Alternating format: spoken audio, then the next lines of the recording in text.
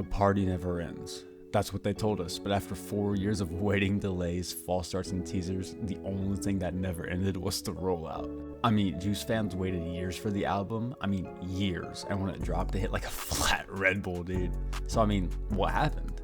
After Juice passed in 2019, his posthumous debut, Legends Never Die, dropped and completely blew up. I mean, did 500,000 in the first week sales in the middle of the pandemic with zero tour, no TikTok, and no Fortnite concert. It's insane.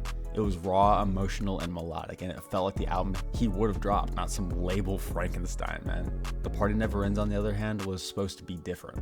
The name alone had fans expecting a wild, upbeat, and off-the-wall kind of record. Like the kind of album you throw on, at like 2 in the morning when everyone's a little too lit and like someone just found the aux cord. Before The Party Never Ends dropped, we got the pre-party EP, and honestly, the EP went crazy. It had an energy like something we haven't seen since Death Race for Love. It had Juice doing what he does best, bounce between heartbreak and hype like it was nothing. And it slapped so hard, and it only had 4 tracks. Both Ways, Cavalier, Aquafina, and Light Years with Young Thug. The whole thing was short, but it had vibes, Both Ways had Juice on his confident, slick talking flow, and Cavalier was just smooth and hard, bro. That beat, every time I hear that song, bro, I gotta roll the windows down and start blasting it, man. Aquafina was bouncy and like playful, and Light Years, that collab with Thug, it was so just like spacey, and Thug's verse went crazy, dog.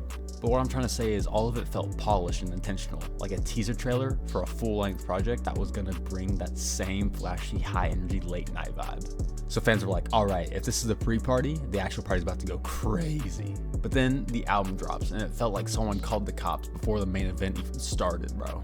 Like, y'all ever been to a party like that? You go to a party and the cops are already there before like the party even starts? Or nah? You get what I'm saying. But the thing is, where was the energy? Where was the cohesion? Like, it didn't have any. The pre-party had so much more structure and clarity than the full album. It's like, when you watch a trailer for the movie and then you sit down and realize all the good scenes were in the trailer for the movie? Like you just got robbed out of $20. And it's just, fans were expecting turned up Juice, or at least an elevated, like posthumous, like evolution stuff from late 2019 that was hyped that we'd ever heard. But what we got was a weird mix of like half-finished sounding tracks and lukewarm production. And a few songs that sounded like they were pulled from an old Google Drive folder or something. Hey, Benny Blanco, I just want to say, fuck you.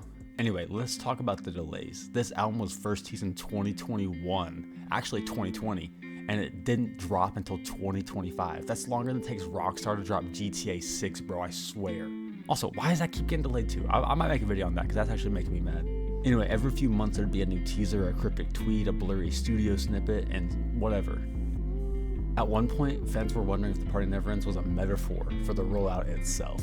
And the thing is, delays aren't always a death sentence, but the issue is here that they didn't build anticipation. They built fatigue. People checked out. I mean, there was a point where fans weren't even excited anymore. They were just curious. Anyway, so the album drops and the first thing you notice, it doesn't sound anything like the pre-party. The energy gone, the cohesion MIA. I mean, like, the party must have ended already, even though it never ends, It's like the label couldn't decide what this album was supposed to be. You got hype tracks, some half-finished sounding ones, and a few that just feel like they were meant for a totally different project. I mean, in which they were. It felt more like a Spotify shuffle of Juice leaks, And yeah, Juice WRLD has tons of unreleased music. That's not the issue, though. The issue is the curation. Great posthumous albums don't just slap songs together. They build something, a vibe, a story, a reason for it to exist. The Party Never Ends debuted with the lowest first week sales of any Juice WRLD album. It didn't even crack 6 figures, and that's rough. Now, to be fair, streaming is a bit different. Albums aren't doing 2018 numbers. Unless you're Taylor Swift out here buying your streams. But still, for an artist as beloved and as massive as Juice, those numbers were disappointing. Especially considering how heavily this album was teased. The label promoted it like it was the second coming of Astroworld, and what I mean by that is, not promoting it and just letting the fans build hype. But then, when the music didn't match the hype, fans just dipped. Now, Juice was a once-in-a-generation artist. I mean, he freestyled better than most people write. He could drop 10 songs in a session, and half of them would be Billboard worthy. And I mean, he made fans actually feel something with his music, not just hear it. See, that's the tough part about posthumous albums. They're not being made by the artist anymore. They're curated by teams, estates, executives, and they're not careful sometimes. They end up chasing algorithms and views instead of honoring what the artist actually wants, which in the end actually makes the albums and stuff perform worse than trends. But you see, that's the one thing about Juice is he was so ahead of his time, his music still flourishes today. And That's kind of what happened here. The Party Never Ends didn't fail because Juice wasn't talented. He was one of the most talented artists ever. Actually, he was the most talented artist ever. An argument for one of the greatest artists ever too.